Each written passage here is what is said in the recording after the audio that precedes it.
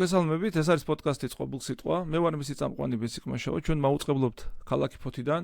ეს კი არის ჩემი YouTube არხი, აუცილებლად გამოგვიწერეთ, დაგკომენტარეთ, ხოლო თუ კი მოგწონთ ჩვენი პოდკასტი, აუცილებლად დაგვიჭირეთ ხარი. დონაციის შესახებ ინფორმაციას იხილავთ აღწერაში და რა თქმა უნდა, თქვენი გვერდი დგომა ჩვენთვის ძალიან მნიშვნელოვანია. ახლა კი ნება მომეცი წარმოგიდგინოთ ჩვენი დღევანდელი სტუმარი, ქართულ-ამერიკული თავისუფლების ალიანსის დამფუძნებელი გიორგი ლაბაძე. მოგესალმები გიორგი, მადლობა რომ ხარ ჩვენთან ერთად და მადლობა რომ დაგვითმე დრო, რა თქმა უნდა. გამარჯობა, მოგესალმებით, მადლობა თქვენ პირიქით დაპატიჟებისთვის. მოკლედ, ჩვენ დღეს უნდა ვისაუბროთ ძალიან საინტერესო თემაზე. ეს არის მემარჯვენეობის იდეა თავისთავად. ეს არის კლასიკური კონსერვატიზმის არსი და მისი მნიშვნელობა, მისი გამოხატულება თანამედროვეობაში, ხო, როგორი იყო ის და როგორი გახდა დღეს. როგორია მისი დამოკიდებულება დაუშვათ ეკონომიკასთან, ხო, ინსტიტუტებთან, თავისუფლებასთან, ზოგადად უფლებებთან, კერძო საკუთრებასთან და ასე შემდეგ. ეს ძალიან საინტერესოა და პირველი კითხვა ჩემი ასეთ იქნება, რას ნიშნავს კლასიკური კონსერვატიზმი? გიორგი. კი ბატონო, მე მგონი ეს თემა ერთ-ერთი ყველაზე რთული თემაა ჩემი აზრით ქართულ საზოგადოებაში, როცა რა თქმა უნდა პოლიტიკურ იდეოლოგიებზე ვლაპარაკობთ, იმიტომ რომ ჩვენ მოგვიხსენება, რომ ბოლო ჩვენი დამოუკიდებლობის განმავლობაში პრინციპში, რო ვთქვათ, ხა მე მგონი არის რა ქვია, ამაზე თავის შეკავება, რომ აი ამ ბოლო პერიოდში, რაც საქართველოს არის დამოუკიდებელი, აი ამ იდეის იმპორტი საქართველოში ცოტა რთულ ბარიერებს და პროცესებს გადის, იქიდან გამომდინარე, რომ ის ხალხი, ვთქვათ, ვინც დღეის მდგომარეობით ამბობს, რომ არის კონსერვატორი, შესაძლებელია მართლაც იზიარებდეს რაღაც ტრადიციონალისტურ ღირებულებებს, ეხლა მე არ ვიძახი, რომ ისინი საერთოდაც არ არიან არაფერთან კავშირში ამ მიმართულებით, მაგრამ ძირითადი პრინციპები, რაც არის კონსერვატიზმის სამწუხაროდ, ამ მიმართულებით ჯერჯერობით ჩვენ სივრცეში ნაკლებად საუბრობენ და თქვენ მადლობა ამისთვის, რომ მომეცით ამაზე საუბრის საშუალება და მე ჩემს მეგობრებთან ერთად ვცდილობ, რომ რაღაცნაირად აი ეს ნამდვილი პრინციპები კონსერვატიზმის რაზეც დაეფუძნა დასავლური კონსერვატიზმი, ხო, ახლა როცა დასავლურზე ვსაუბრობ, დასავლურს იმიტომ ვიძახი, რომ პოლიტიკური პლურალიზმი დასავლეთში დაიბადა და ეს ვერ შეიქმნებოდა ოსმალეთის იმპერიაში და სხვა აღმოსავლურ მაშინ რა ქვია დიქტატურებში. აქედან გამომდინარე, ეს ბუნებრივი მომენტია, რომ ეს იდეოლოგია იქ შეიქმნა და ჩვენთან სამწუხაროდ მისი რაღაცნაირად განხორციელება არ არის დაკავშირებული დასავლეთთან, ხო? ანუ საქართველოში კონსერვატიზმი განიხილება, რომ თითქოს ეს არის დასავლური ხედვები, მოიცავს დასავლურ ხედვებს და ის არის აი ამ ლიბერალური დასავლეთის საპირწონეთ, ხო? სინამდვილეში დასავლეთი ხო, ანუ მე მგონი ესა ერთ-ერთი თავი გამოწვევს რატომ მოდის რეალურად ისტორიულად, გიორგი, ერთ ჩაგეკითხები და განვავრცოთ მე ისტორიულად კლასიკური კონსერვატიზმი და ლიბერალიზმი მუდმივად თანამშრომლობდა ერთმანეთთან, ხო? თავის დროზეც ისტორიულადაც და ეხლაც ასეა, ხო, დასავლურ სამყაროში მათ შორის არანაირი ანტაგონიზმი დაპირისპირება, ანუ ბრძოლა არ არსებობს ამ გაგებით, ხო? აი რასაც თქვენ შეეხეთ და ესეც ერთგვარი სრულწმენაა, თითქოს ლიბერალიზმი რაღაცნაირად ებრძვის კონსერვატიზმს და ამ პირიქით, ხო, კლასიკური კონსერვატიზმი ებრძვის კლასიკურ ლიბერალიზმს. კი ბატონო.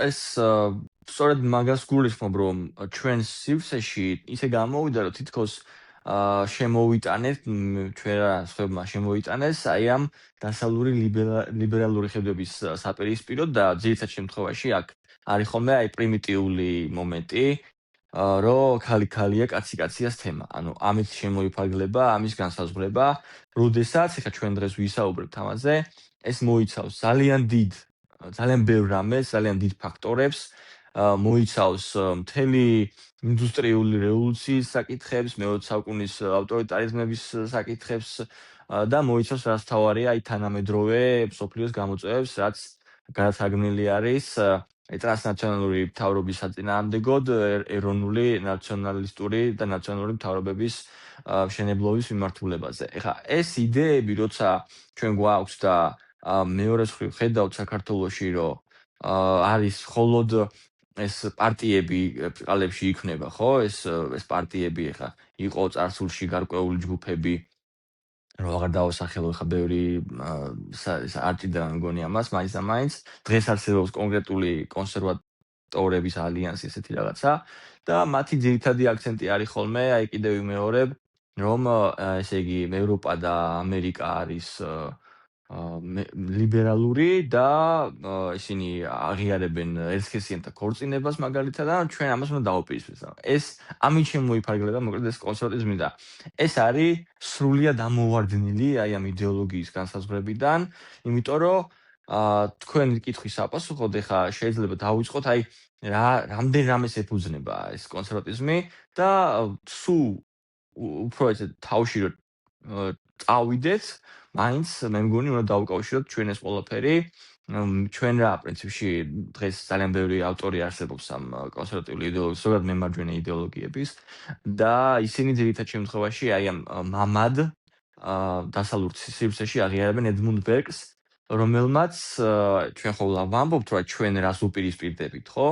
და ედმუნდ ბერგი დაუპირისპირდა ფრანგულ რევოლუციურ რადიკალიზმს, რომელიც ფაქტობრივად არც ერთ ეროვნულ ინსტიტუტს არ ტოვებდა საფრანგეთში, აი ამ რევოლუციურ მოძრაობას გულისხმობ და შემდგომში, როდესაც უკვე იაკობინელებმა დაიწყეს დიდი ტერორი, ეს იყო მთავარი პროტესტი, ესე ვთქვათ, ედმუნდ ბერგის, თუ როგორ არ უნდა განვითარდეს ქვეყნის მიმართულება და ის როგორც ინგლისელი ну ის მაინც და მაინც ის უფრო ირლანდიელი იყო, მაგრამ ну ბრიტანულ პარლამენტის წევრი იყო.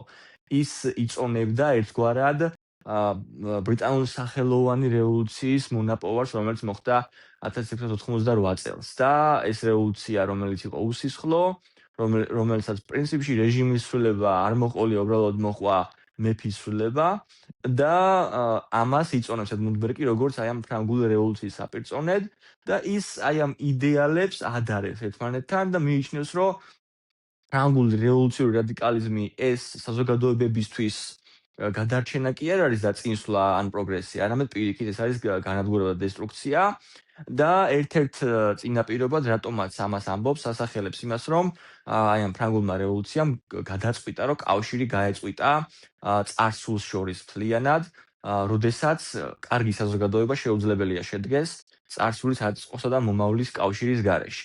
ნუ ეს იყო ბერკის ისე ვთქვათ, თავარი მახასიათებლები, მაგრამ ის მიუყვებოდა ძალიან ბევრ ღირებულებით ნაწილს, როგორიც არის იგივე საკუთრების უფლების საკითხი, რომელიც ასევე უგულებელყოფილი იქნა აი ამ საფრანგეთის რევოლუციის კონტექსტში და ის მიიჩნევდა, რომ საკუთრების დაცვა და საკუთრების უფლება არის ერთ-ერთი წარუვალი ღირებულება სტაბილური საზოგადოების.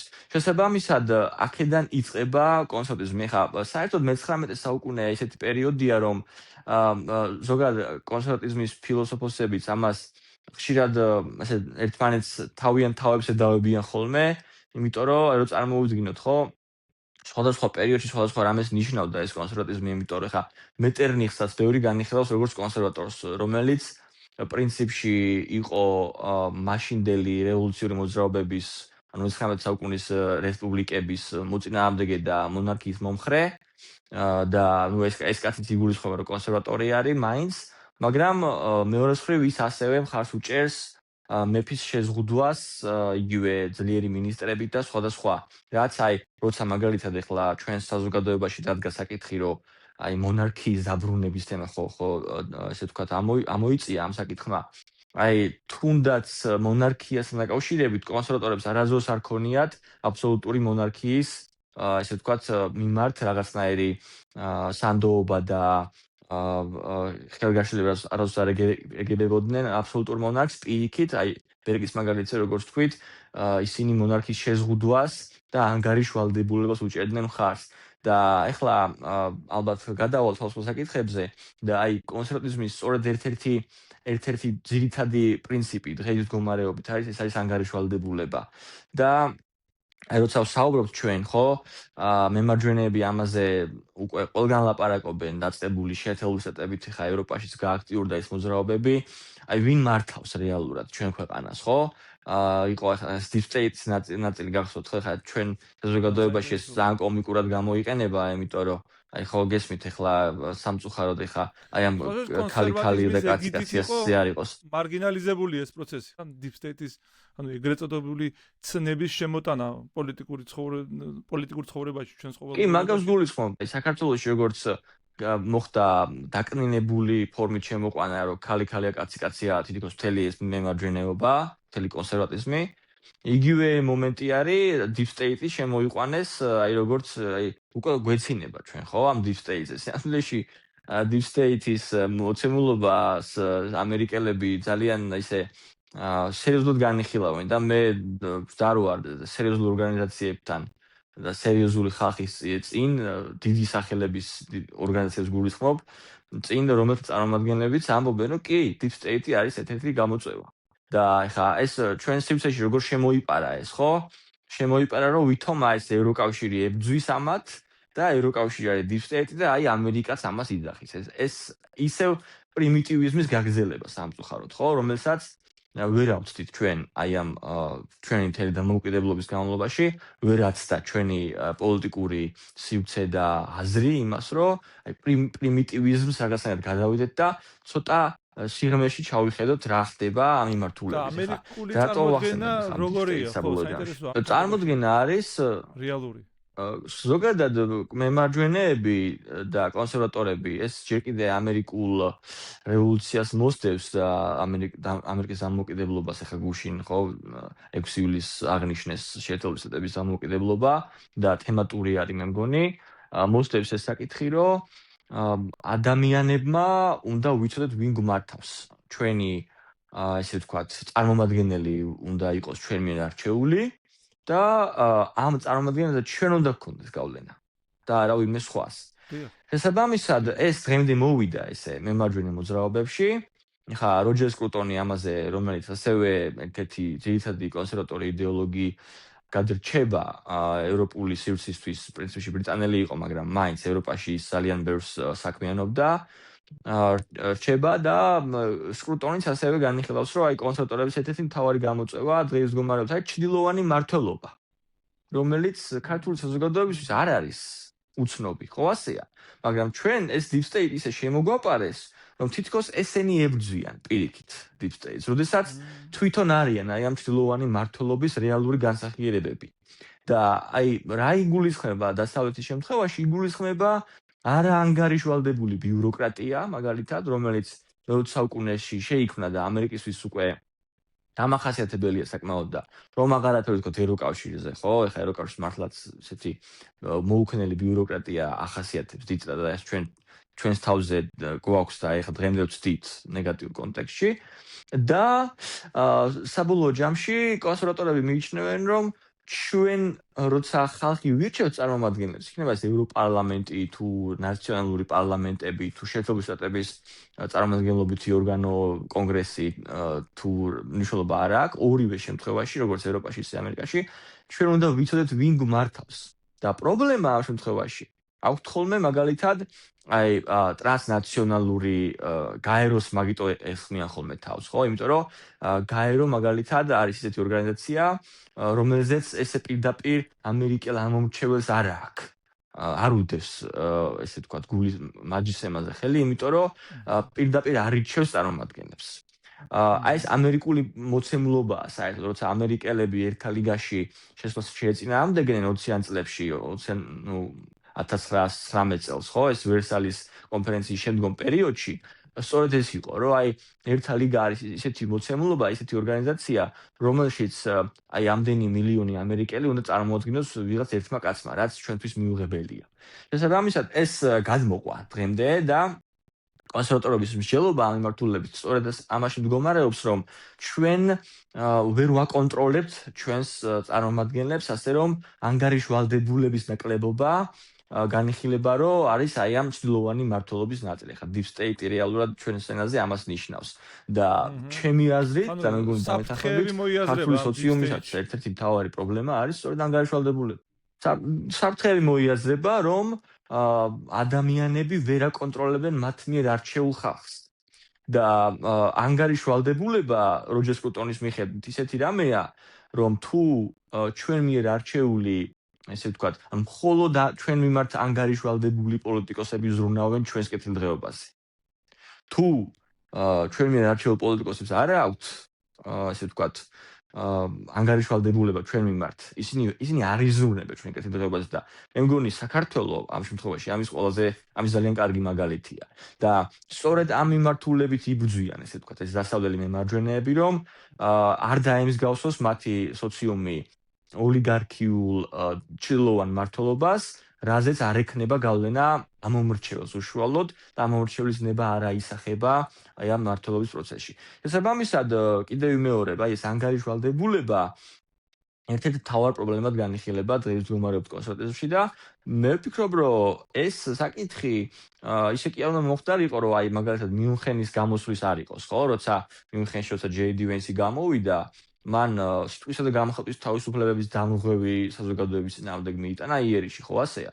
და ამ შემთხვევაში ისე მოხდა, რომ რაღაცნაირად ჩვენ სოციუმში საქართველოში ოცნების სატელიტებმა თარგმნეს ეს JD Vance-ის გამოსვლა და თავიანთი გამოიყენეს, როცა აბსოლუტურად სიტყვისა და გამოხატვის კატეგორიული დარღვევებს აქვს ადგილი, მაშინ ქონდა და დღეს ახლა საერთოდ შეიქმნა ეს სიძულვილის ენის დეპარტამენტი, ხო, რომელიც კატეგორიულ წინააღმდეგობაში მოდის კონსერვატიულ ღირებულებებთან.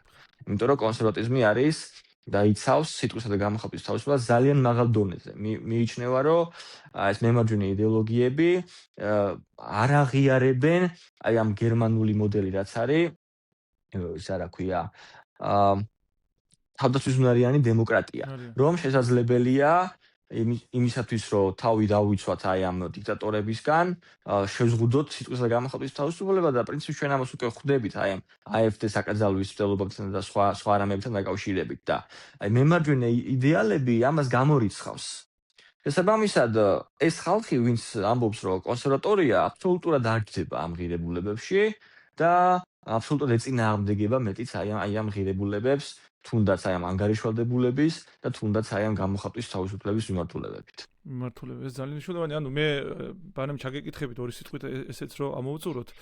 ანუ deep state რეალურად არის საფრთხე და საშიშროება, რომელიც მოდის ჩრდილოვანი მმართველობისგან, ასე ვთქვათ, და რომელსაც რეალურად აღიქვამს ამ შემთხვევაში ამერიკის შეერთებული შტატები, რაც ჩვენ შემთხვევაში ანალოგიური უნდა იყოს, ესეც ჩრდილოვანი საფრთხეების მიმართ უნდა იყოს. ასე ვთქვათ, ხაზგასმა და კონცენტრაცია გაკეთებული მაშინ, როცა ჩვენთან ეს პარადიგმა დატრიალებულია და ჩვენ შეტრიალებული გვაქვს, ასე ვთქვათ, ჩვენი ესეთი მიმართულება დასავლეთისკენ, რაც არალოგიკურია თავისთავად კონსერვატიული და სახელმწიფოებრივი ინტერესებისთვის, ხო? ანუ ამ შემთხვევაში ამერიკა სწორად აკრიტიკებს deep state-ს, როცა ის ჩრდილოვან მმართველობაზე აკეთებს ესე იგი აქცენტს და ჩვენ შემთხვევაში ეს არალოგიკურია იმდენად, რამდენადაც ჩვენ სხვაგან ვიგვაქვს, ხო? ისრები და შესაბამისად ეს არ ჯდება, რა თქმა უნდა, უკვე საზოგადოების სახელმწიფოს სამომავლო ინტერესებში. აბსოლუტურად სწორად აღწერეთ ეს პროცესი და პარადოქსული არის, ხო? იმიტომ რომ ანუ მართლა იქ ჩდება მოძრაობები, რომლებიც თითქოს ჩვენ აი დემოკრატიული ესე ვთქვათ ხედვის და აი ვისაც ანგარიშვალდებული მთავრობა გვინდა, ხო? მათი ხედვის სასარგებლოა და აი ამ მე ვიტყვი პირდაპირ ჩვენმა უტვინობამ გამოიწვია ის რომ ეს აქეთ დაგვიტრიალეს საწინააღმდეგო და ჩვენ ამას ვერ ვებზვით, ხო? ეხლა რამდენჯერ მოგისმენიათ ეხლა მე რასაც ვიძახი ეგეთი რამე ტელევიზიებში იმათგან ვისაც უნდა ეთქვა ამ ოპოზიციის და სამოქალაქო საზოგადოების წარმომადგენლებისგან, მე მგონი ძალიან ნაკლებად, ხო ასეა. და აი ამ ხალხის ესე ვთქვათ გაუაზრებლობა ამ პროცესის გამოიწვია ის რომ ეს დაგვიტრიალეს ჩვენ აბსოლუტურად პროდასავლელ მოქალაქეებს და ნუ ეხლა ეს ვხედავთ და რაღაცნაირად ვცდილობთ რომ ეს გავერკვეთ ამ ყველაფერში. ასე რომ რა თქმა უნდა ამაზე ბევრი რესურსი და დროა დახარჯული იგივე მათგან ვინც ამას აბრუნებს ჩვენს საპირისპიროდ, მაგრამ მე მგონი დროა რომ ადრე თუ გვიან სოციუმში ამას დაკავშირებით სწორი ხედვები და ინფორმაცია იქნას დატრიალებული რაღაცნაირად. ხო, ასევე გიორგი, რაც ყველაზე საინტერესოა, კონსერვატიზმი თანამედროვე მოდი ესე ვთქვათ, ქართული კონსერვატიზმი გაჯერებულია ულტრანაციონალური ნარატივით, ხო, რადიკალური ნარატივით, რომელი ნარატივით თითქოს უკავშირდება ტრადიციის, კულტურის და რწმენის შინარჩუნებას, ხო? ამ მოტივებით არის ნასაზრდოები, ხო? ანუ თანამედროვე ესე ვთქვათ, ფუნდამენტალიზმი და რამდენად კავშირშია, ასე ვთქვათ, ფუნდამენტალიზმი და ასე ვთქვათ, ულტრანაციონალიზმი კონსერვატიზმთან. ეს არის ზოგადად თქვენ წერან აღნიშნეთ, რომ საუკუნეების განმავლობაში და განსაკუთრებით მე-20 საუკუნეში კლასიკური ლიბერალები და კონსერვატორები თანაც ცხოვრობდნენ. და ეს მათ შორის ხა ლიბერალებშიც იყო ფრაქციები, ანუ სხვადასხვა ნაირი ფრაქციებისგან შედგებოდა სხვადასხვა ხედვების წარმომადგენლები შედიოდნენ და მათ შორის კონსერვატორებშიც იყო და დღემდეა ფრაქციები, როცა რო ჩამოვთვალოთ, ხო, ვინ შეიძლება შედიოდეს ხა რესპუბლიკური პარტიის მაგალითი რო ავიღოთ, ხო? დღეს ხა რესპუბლიკელებს ხარს უჭერს პრინციპში, ესე იგი ლიბერტარიანული ფთა, რომელიც გადასახადების გათავისუფლებისგან და თავრობის სუსტი მთავრობის მომხრეა, ერთის მხრივ, მეორე მხრივ სოციალური კონსერვატორები, რომლებიც აი სოციალურ კულტურული ომი ჭალებში რო ავიღოთ, ხო, კულტურულ ომს გულისხმობ, რომ ტრადიციულ საკითხებს რაც შეეხება იგივე ეს აი აბორტების თემა არის ძალიან ესეთი გახმაურებული თემა, პოზიტიური დისკრიმინაციის თემა იყო გახმაურებული და აი ამ ნაწილში აქვთ კონკრეტული შეხედულება სოციალურ კონსერვატორებს. ასევე ეკონომიკის მიმართულებით არიან ეს კონკრეტული ფერმერები, რომლებსაც არ სურთ თავრობის ძლიერი ინტერვენცია და სურთ რაც შეიძლება მეტი თავისუფლება ჰქონდეთ და ნელ-ნელა შემოვიდნენ ბოლო პერიოდის განმავლობაში ну ეხა ქრისტიანები თავისთავად რელიგიური ჯგუფები დაკავშირებული არიან კონსერვატიზმთან ყოველ შემთხვევაში და ნელ-ნელა შემოვიდნენ აი ეს მუშები და ჩვენ მე არ მიყვარს ამ სიტყვის გამოყენება, იმიტომ რომ მოსოციალისტო ტერმინი გამოდის და დასაქმებული ადამიანები, ხო? ესე მგონია რომ უკეთესია აღწერა. ხო, დასაქმებული ადამიანები და რომლებსაც აქვთ პრობლემები აი ამ დიდი საწარმოების ამერიკიდან, ზოგადად დასავლეთიდან გასვლის შესახებ. აი ეს კოალიცია იყო, მაგალითად აი მარტივად ვთქვათ, აი ტრამპის კოალიცია. 24-შიც და ეს იყო 2016 წელსაც. ეს იყო ეს კოალიცია. და პრინციპში აქ შედიოდნენ ეს რომ ვეძახით ჩვენ ულტრანაციონალისტებს, ხო? ხა ყოველ შემთხვევაში ამ ფრაქციაში უფრო შედიოდნენ ისინი ვიდრე დემოკრატებში, იმიტომ რომ დემოკრატებში ვერ შევიდოდნენ. დემოკრატებში სხვა ულტრა ხალხია, ესე ვთქვათ, ხო? როგორებიც არიან კომუნისტები მაგალითად. იმათ თავიანთი ულტრა ყავთ, ამათ თავიანთი ულტრა ყავთ. ხა რომელი ჯობია და რომელი უარესია. ეს მე ამაზე ჩემი აზრი მაქვს, მაგრამ ყოველ შემთხვევაში ეს ასე. ქართულ სოციუმში მოხდა ისე, რომ მარტო ეს ულტრა ხალხია კონსერვატორები. ანუ ჩვენ რო ვთქვათ, რომ მაგალითად აი იგივე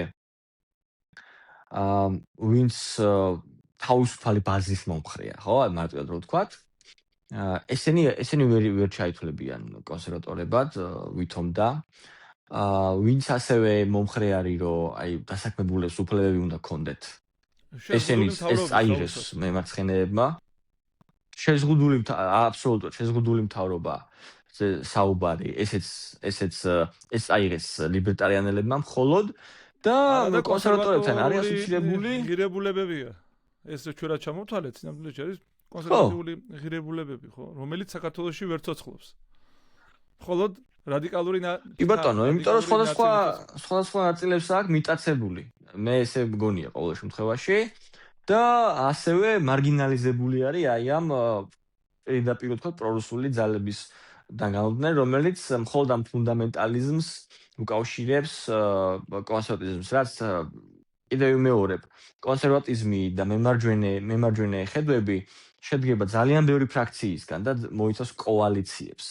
და ჩვენ არ უნდა განვიხილოთ იმას, რომ მაინც და მაინც ულტრანაციონალიზმი არის ასოცირებული კონსერვატიზმთან, რომ ჩამოვთვალო და რომ გავაგრძელო აი იგივე ადგილობრივი მმართველობის თემა. ხა აი თუ სმენია, ოდესმე აი თუ გაუგია მსმენელს, აი თქვენ თუ გსმენიათ, რომ ვინმე იყოს თვლიდეს თავს ვარ მემარჯვენე კონსერვატორია და საუბრობდეს იმაზე, რომ ადგილობრივი თვითმმართველობები უნდა განვითარდეს ქვეყანაში. დეცენტრალიზაცია. არ გაგახსენდება ესეთი რაღაც. დეცენტრალიზაცია არის კონსტიტუციის პრინციპი სინამდვილეში.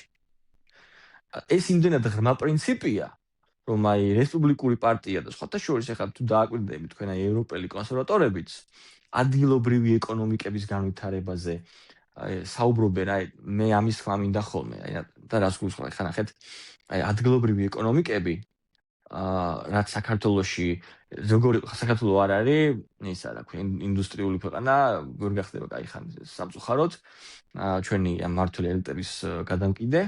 საქართველო რაღაც კონკრეტულ სეგმენტებზე უნდა აწყოს ეკონომიკა და აი ამ ესე ვთქვათ საშუალო ფენა ამას უნდა დაეფუძნოს და ერთ-ერთი იყო ხოლმე ეს მაღაზიები, ხო? მაგალითად რეგიონებში იყო ხოლმე რაღაც კონკრეტული ადგილი, სადაც მაღაზია იყო გახსნილი, რომელიც აი ამ ადგილობრივ ეკონომიკას ხმარდებოდა, ხო ასეა? ადგილობრივი მოსახლე, რომელიც ხსნიდა აი ამ მაღაზიას. დღეს რა ხდება? აი დღეს ხდება აბსოლუტურად იგივე. რაზეც კონსერვატორები ბევრს ლაპარაკობენ და მსჯელობენ და დაობენ და ეწინააღმდეგებიან. ჩვენ ქვეყანაში ხდება ზუსტად ეგ. როდესაც აი ინდივიდუალური კი, ინდივიდუალური აი ეს მე ხა მაღაზიები ყველაზე კარგი მაგალითია ჩემთვის. და რატო? თუ მაგალითად ზესტაფონში იყო რომ შეხვიდოდი იქ რაღაც მაღაზია გახსნილი, დღეს უკვე რომელიღაც მაგნიტი იქნება ეს თუ ორი ნაბიჯი, აი რომელიღაც დიდ ქსელს აქვს აღებული იქ ადგილი და ის ადამიანი იქიდან წავიდა, იმიტომ რომ გააგდო ბაზარმა. და შესაბამისად რა გამოვიდა? ცენტრალიზაციის გამო მოხდა ეს. ხო, რომლის გამოისობით და წახალისებულია, ანუ დაკავშირებულია ეს კონკრეტული ორგანიზაციების ცენტრთან და ამ ძალაუფლებით იკვებებიან. აბსოლუტურად. რაც ნიშნავს რას, რომ ადგილობრივ თემს არ აქვს მათთან კონკურენციის უნარი. და როჯერ სკრუტონი, რომელიც კიდევ მეორე არის ერთ-ერთი მთავარი კონსერვატორი იდეოლოგი, ის ამბობდა, რომ ადგილობრივი თემების გაძლიერება აუცილებელია, სუბსიდიარობა აუცილებელია, იმიტომ რომ მან კონკურენცია გაუწიოს ძალაუფლების ცენტრს.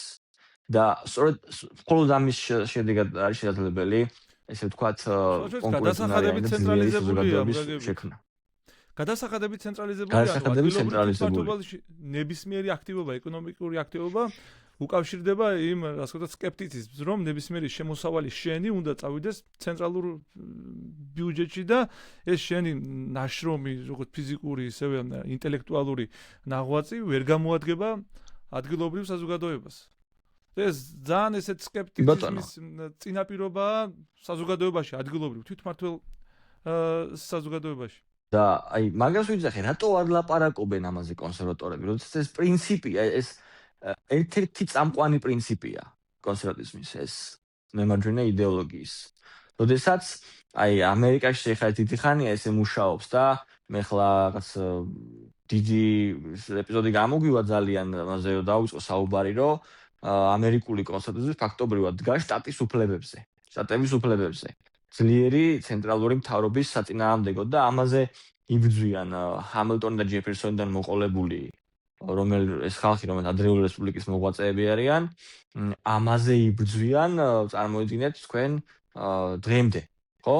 და შტატის უფლებების მომხრეები ითვლებიან, რომ არიან კონსერვატორები და რესპუბლიკური პარტიის მომხრეები, ხოლო ის ხალხი, ვინც მიიჩნევს, რომ ყველაფერი ცენტრიდან უნდა წყდებოდეს, არიან ახლა დღის გამარჯვებით უფრო მეტად დემოკრატებთან ასოცირებულები. შესაბამისად, რანაირად ხდება ისე, რომ ჩვენ ამაზე არ ვლაპარაკობთ მემარჯვენე იდეოლოგიების კონტექსტში. ჩვენ ამაზე უნდა ვილაპარაკოთ, იმიტომ რომ ესაა ნამდვილი იდეოლოგია და არა ის, რომ კიდევ მეორე ქალი-ქალია, კაცი-კაცია. ეს არის ყურით მოთრეული. ჩვენ თუ საუბრობთ რეალურ პოლიტიკაზე, ეს არის რეალური პოლიტიკა. კი. ასევე თუმცა ახლა თქვენი კითხვის საპასუხოდ მოკლედ ვიტყვი. ძალიან და მე გადავიდე სხვა კითხვაზე. ხო, აი ხა კიდევ მეორე ის რომ რელიგიური ჯგუფები უფრო მეტად კონსერვატიზმთან არიან ასოცირებული ვიდრე ლიბერალიზმთან და მათ შორის კლასიკურ ლიბერალიზმთან. მე მგონი ეს გასაგებია, ხამას ბევრი ახსნა აჭირდება. ეს ორჯერ-ორი არის და თავისთავად ხადია, მე როცა საუბრობ, რომ მემარჯვენე ხედვები მაქვს, იმასაც ვიძახი, რომ რელიგია მნიშვნელოვანი აბსოლუტურად განუყოფელი ნაწილია საზოგადოებების და ის რომ ჩემი არის ყოველ შემთხვევაში ის რომ იგივე ევროპულ საზოგადოებას უდგას გამოწვევები, მათ შორის ეს არის აი ამ რაღაცა აღვირახსნილი ათეისგანაც გამოწვეული პრინციპში, ხო, რაც ბოლო ეს მეორე ათწლეულის განმავლობაში ჩვენ უკიდურესობა, ხედავთ. როგორც თქვენ თქვით, ნუ ეს მეორე ახლა ჩემი აზრი. არა ძალიან ესეთი საინტერესო მომენტია სხვათა შორის, ხო, უკიდურესობები როგორ ავლენს ამა თუ იმ სისტემაში საკუთარ თავს, მათ შორის ლიბერალურ კლასიკურ ლიბერალიზმის რაღაც უკიდურესობა მოიკიდა ფეხი და აქ განვითარდა ის რაღაც ტრენდულად, ასე ვთქვათ, ანუ რაღაცნაირად ადამიანი ბუნებით შეიძლება იყოს მიდრეკილი ამ უკიდურესობისკენ. ისევე ანალოგიური რამ განვითარდა კლასიკურ კონსერვატიზმის, ხო, რაღაც კონსერვატიზმი ამ უკიდურესობის გამოისვებით გარდაიქმნა რაღაც ფუნდამენტალისტურ მოძრაობად, ხო, სადაც პრაქტიკულად ჩაიკარგა ადამიანი, ჩაიკარგა მისი თავისუფლება და ასე შემდეგ, მაგრამ ამ კონტექსტში მაინტერესებს, ანუ თავისუფლების გააზრება როგორია კონსერვატიზმში, ხო, ეს ძალიან მნიშვნელოვანია ამ შემთხვევაში. თითქოს რაღაცნაირად ეს თავისუფლება ისეთი ცნება, რაღაც საშიში ფობიური ცნება გახდა რაღაც კონსერვატიული ბჭყალებში, ფსევდოკონსერვატიული საზოგადოებისთვის, სადაც იგნორირებულია მოკლედ ეს კატეგორია მაქსიმალურად. კი ბატონო, არა, თავისუფლება ერთ-ერთი წამყვანი მომენტი არის სინამდვილეში ნამდვილი მემარჯვენე იდეოლოგიის და კონსერვატიული ხედვის დაწყებული კვლავ მოვიყვან ედმუნდ ბერკიდან გაგრძელებული ჩვენი დროის თანამედროვე როჯერ სკუტონამდე. ისინი თავისუფლებას მიიჩნევენ, რომ განუყოფელი ნაწილი კი არა ადამიანის ერთ-ერთი მთავარი ღირებულება არის. უბრალოდ ჩვენ აქ უნდა ერთგვარი ხაზი გავავლოთ აი ლიბერტარიანიზმი, ანუ კლასიკურ ლიბერალიზმთან კონსერვატიზმის პარალელი რაღაცნაირად შედარება უფრო მეტად. როდესაც კონსერვატიზმი აი ჩვენ კი ვისაუბრეთ ახლა limited government-ზე, ანუ შედარებით მცირე ზომის მთავრობაზე, მაგრამ რეალურად კონსერვატიზმი მთავრობის როლს გაცილებით უფრო მნიშვნელოვნად განიხილავს, ვიდრე ლიბერტარიანიზმი და ამას აქვს თავისი მიზეზები. ერთ-ერთი მიზეზი არის რაღაცნაირად ამ სოციალური გარკვეულწილად პირდაპირ ვთქვათ ეკონომიკური, სოციალურ-ეკონომიკური ნაწილიც, იმიტომ რომ იგივე ჩვენ რო ავიღოთ ახლა თანამედროვე ამერიკული კონსერვატიზმი ის ძირითად შემთხვევაში ათწლეულების წინ შერეული იყო დიდწილად ლიბერტარიანიზმთან, რამაც ამერიკელი მემარჯვენეების ხედვით გამოიწვია შეერთებული შტატების დაცლა ამერიკული ბიზნესისგან და გადასვლა ამერიკის გარეთ, რამაც გამოიწვია საბოლოო ჯამში აი ამ დასაქმებული ადამიანებისთვის საკმაოდ დიდი გამოწვევების შექმნა. შესაბამისად, ესეთი ხედვა, ეგრეთ წოდებული ახალი კონსერვატიზმის, ახალი მემარჯვენეობის დღეის მდგომარეობით არის, რომ მთავრობამ რაღაცა როლი უნდა ითამაშოს ამაში. მთავრობამ არ უნდა ითამაშოს რაღაც მაკონტროლებელი გეგმავის როლი არც ერთ შემთხვევაში, მაგრამ მიმართულება უნდა მისცეს. აი მე გიჩვენებთ, რომ გაეცნოთ სკოტ ბესენტის სტატიას, რომელიც არის ამერიკის ფინანსთა მდივანი და მან რაღაცნაირად ალექსანდრ ჰამილტონის საკითხი ამოწია, რომელიც იყო ინდუსტრიული სახელმწიფოს მომხრე, ფინანსური სექტორის განვითარების მქონე სახელმწიფოს მომხრე, მაგრამ მიეჩნდა, რომ სახელმწიფო უნდა იყოს კოორდინაციაში ამ მიმართულებით და სახელმწიფოს როლი არ უნდა იყოს, ესე ვთქვათ, უბრალოდ აი ესეთი ადამ სმიტისეული მაინც და მაინც თლად, ხო? როდესაც მხოლოდ უყურებს სახელმწიფოს შორიდან რა ხდება. ასე რომ ეს გააზრება მნიშვნელოვანია დღევანდელ კონსერვატიზმში. ასევე რომ დავუბრუნდეთ აი პიროვნული თავისუფლების ნაწილს, ბერკი მიიჩნევს, რომ თავისუფლება როგორც უკვე ვთქვი, გადამწყვეტი არის ადამიანის კეთილდღეობის და ბედნიერებისთვის. უბრალოდ ჩვენ არ უნდა დაგვაუწყდეს, რომ პასუხისმგებლობებიც მოყვება ამ ჩვენს თავისუფლებას, რის გარეშეც ჯანსაღი სოციუმი ფიზიკურად არ ექვემდებარება გადარჩენას. ანუ ისინი კონსერვატორები უფრო მეტად თავისუფლებისა და პასუხისმგებლობის სინთეზს ემხრობიან, ვიდრე რასაც ჩვენ ლიბერალიზმში ვხედავთ, უფრო მეტად ცოტა მიშვებულ თავისუფლებას, ესე ვთქვათ, მათ შორის პიროვნული თავისუფლების კონტექსტში და ეს საზოგადოებრივი მორალიც ამის ნაწილი არის, ხა. აი იგივე რელიგიის კონტექსტში, როცა ამერიკის დამფუძნებელი მამები საუბრობდნენ, ხო, ეს ჩვენ სოციუმშიც მასონები არიანო, ხო, ესე იძახიან ამერიკის დამფუძნებლებს, სინამდვილეში ჯორჯ ვაშინგტონის მემკვიდრეობა არის, რომ სამოქალაქო რელიგია და რელიგიის როლი საზოგადოებაში, აი ამ საზოგადოებრივი მორალის დასვის კონტექსტში არის ძალიან მნიშვნელოვანი და იქიდან გამომდინარე, რომ იგივე ჯონ ადამსი ამერიკული კონსერვატიზმის მამად მიიჩნევა, ისიც ამ იდეის მომხრეა და მათ მიაჩნიათ, რომ უნდა მოხდეს სინთეზი, რომ ინდივიდუალური თავისუფლებები გამოშეიქმნა ახლა მთლიანად ეს ამერიკული კონსტიტუცია, თუმცა მნიშვნელოვანია, რომ აი საზოგადოებრივი მორალი რაღაცნაირად არ იქნას გაქცეული, ესე რომ ვთქვათ. თუმცა ახლა ამას ასე რომ ვთქვათ, დღეის მდგომარეობით განსხვავებული გამოვლენებები აქვს, ხო? ყველა საზოგადოებას სხვა გამოწვევა აქვს დღეის მდგომარეობით რაღაცნაირად. ძალიან სერიოზული არის აი ამ იგივე LGBT თემთან დაკავშირებული საკითხები, რომელიც ფაქტობრივად ესე ვთქვათ, წამყვან ნარატივად იქნა არჩეული, ხო? ანუ ეს LGBT თემთან დაკავშირებით რას ფიქრობს ხალხი, ეს მიიჩნევა ვინმე არის ლიბერალი თუ კონსერვატორი, ხო ასეა?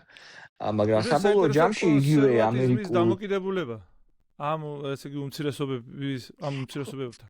დამოკიდებულება ის არის, რომ ისინი კონსერვატიზმი არის კატეგორიული მოწინააღმდეგე გენდერული თეორიის და გენდერული იდეოლოგიის. რაც გულისხმობს ბევრი რაღაც ათასნაირი გენდერის არსებობას და მათთვის გარკვეული პრივილეგიების მინიჭებას. ანუ ამისი კატეგორიული მოწინააღმდეგეა კონსერვატიზმი და კონსერვატიზმს მიაჩნია, რომ არსებობს რეალურად ანუ სქესთან დაკავშირებით ბევრი დავა საჭირო არ არის და არსებობს ორი სქესი. და ეს ყველაფერი გამოგონილი გენდერული თეორია, რომელიც საზოგადოების დაყოფას ისახავს მიზნად.